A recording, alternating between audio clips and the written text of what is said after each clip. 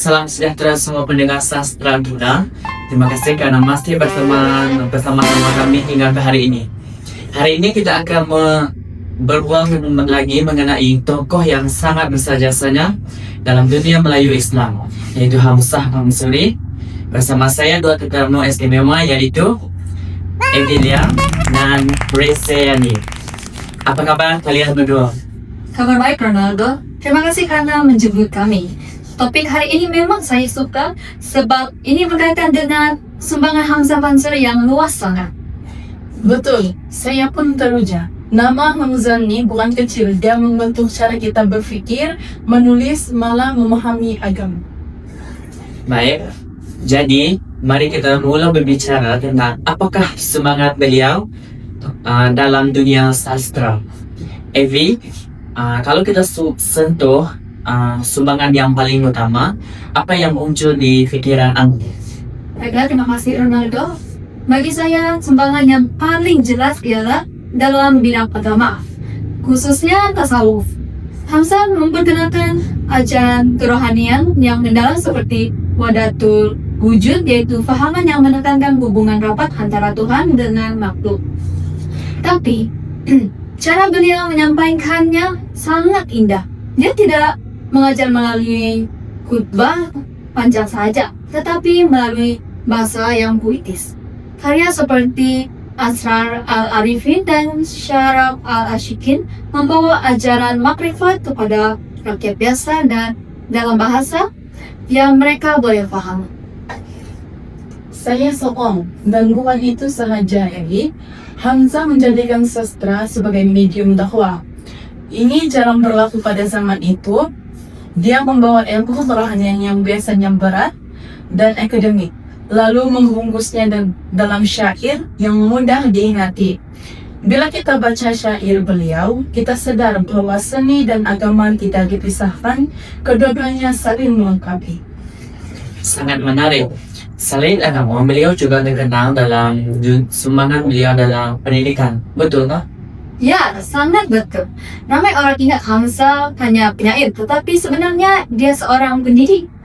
Dia mendirikan madrasah, mengajar pelajar, dan melatih mereka untuk menjadi penyebar ilmu di seluruh Nusantara. Yang lebih besar ialah beliau menulis karya ilmiah dalam bahasa Melayu. Ini satu revolusi sebab sebelum itu ilmu agama lebih banyak ditulis dalam bahasa Arab. Bila Hamzah menggunakan bahasa Melayu, ia membuka peluang kepada rakyat agar rakyat biasa dapat memahami agama tanpa halangan bahasa. Dan gaya penulisan itu pun tersusun. Dia antara tokoh terawal yang memulakan penulisan ilmiah dengan mukadimah. Nampak kecil, tapi itu menunjukkan kemantangan pemikirannya. Dari situ, lahirlah tradisi karya Melayu yang lebih sistematik. Betul juga. Bila bercakap tentang sastra bulanan, ramai sarjana menyebut Hamzah ini dia sebagai tokoh yang membuat pembaharuan. Jadi apakah pandangan kamu berdua tentang persepsi ini? Hamzah memang pelopor. Beliau membawa bentuk penulisan sufi yang sebelum itu belum wujud dalam sastra Melayu. Syair-syairnya bukan hanya puisi indah, tetapi berlapis-lapis makna. Beliau memadukan falsafah, simbolisme, dan metafora alam. Dan yang paling menarik sekali, beliau ialah pengarang Melayu pertama yang menulis namanya di akhir syair. Ini menunjukkan bahwa kesadaran identiti sebagai penulis dan mengangkat martabat kesusastraan Melayu ke tahap yang lebih profesional. Betul, dan karya seperti syair kerapu atau syair burung pingai masih dikaji hingga kini. Karena syair-syair tersebut mengandungi falsafah kehidupan. Beliau menjadikan sastra bukan sekadar hiburan, tetapi sebagai alat pendidikan rohani. Itu juga merupakan salah satu sumbangan besar dalam dunia kesusastraan Melayu. Sangat menarik. Jadi saya sangat suka cara beliau menggabungkan unsur falsafah dalam karya beliau. Boleh tak saudari Reze jelaskan sedikit tentang sumbangan beliau dalam bidang pemikiran pula? Sudah tentu boleh. Hamzah membawa satu ajakan pemikiran dalam masyarakat Melayu dengan memperkenalkan wacana falsafah dalam bahasa Melayu. Sebelum ini, persoalan seperti hakikat manusia, tujuan hidup, atau hubungan dengan Tuhan tidak begitu dibincangkan secara mendalam dalam tulisan Melayu.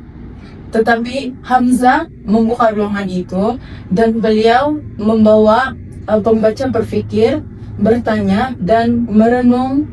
Jadi dari situlah lahirlah tradisi falsafah Melayu Islam yang lebih matang.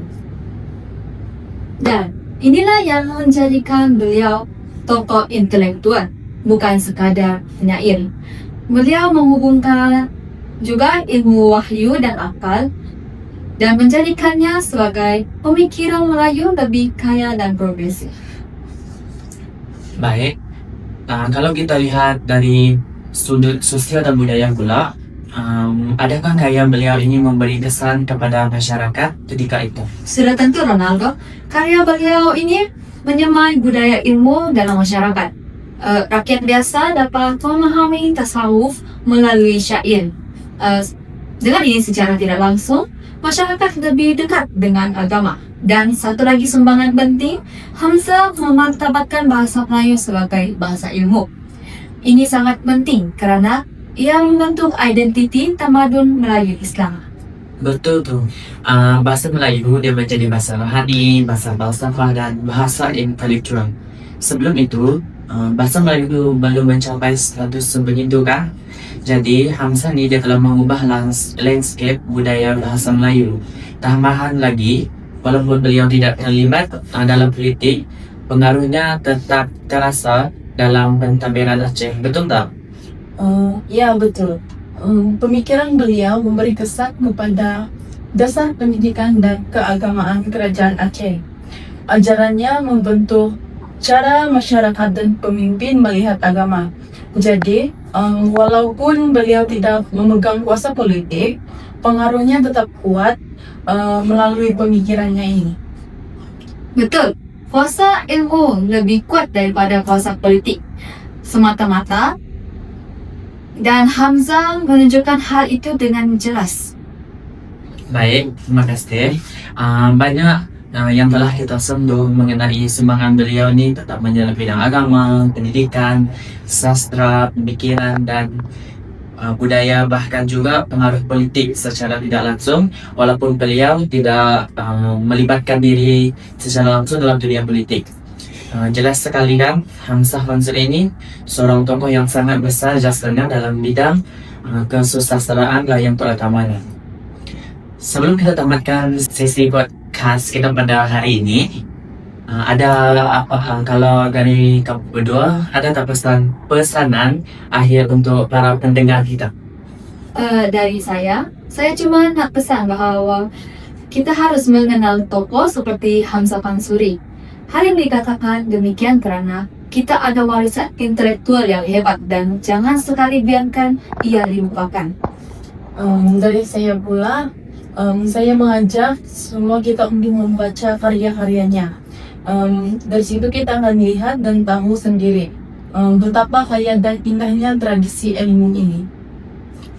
Baik, terima kasih saya ucapkan kepada Reze dan Evi atas kebincangan yang sangat bernilai untuk sesi podcast kita pada hari ini. Sebelum kita menutup dialog, saya ingin mengucapkan jutaan terima kasih terutamanya kepada pendengar setia kita yang mengikuti sesi podcast ini dari siri pertama dan hingga ke yang akhir pada hari ini. Kita telah mengembara jauh untuk mengenal tokoh yaitu Hamzah Mansuri. Kita telah menelusuri karya beliau, memahami sejarah, dan menghargai keindahan sastra Melayu bersama-sama. Walaupun podcast ini telah berakhir, cinta kita kepada sastra tidak pernah berhenti, betul tak? Betul. Ya, teruskanlah menghargai penulis, pemikir, dan karya yang membentuk identiti kita sebagai masyarakat berbudaya dan berilmu. Terima kasih juga karena telah bersama-sama kami hingga ke penghujung sesi podcast ini. daripada kami di sastra. Teruskanlah membaca, mendengar, berfikir, dan teruskanlah mencintai sastra. Salam perayaan dan selamat tinggal. Sampai jumpa lagi di tahun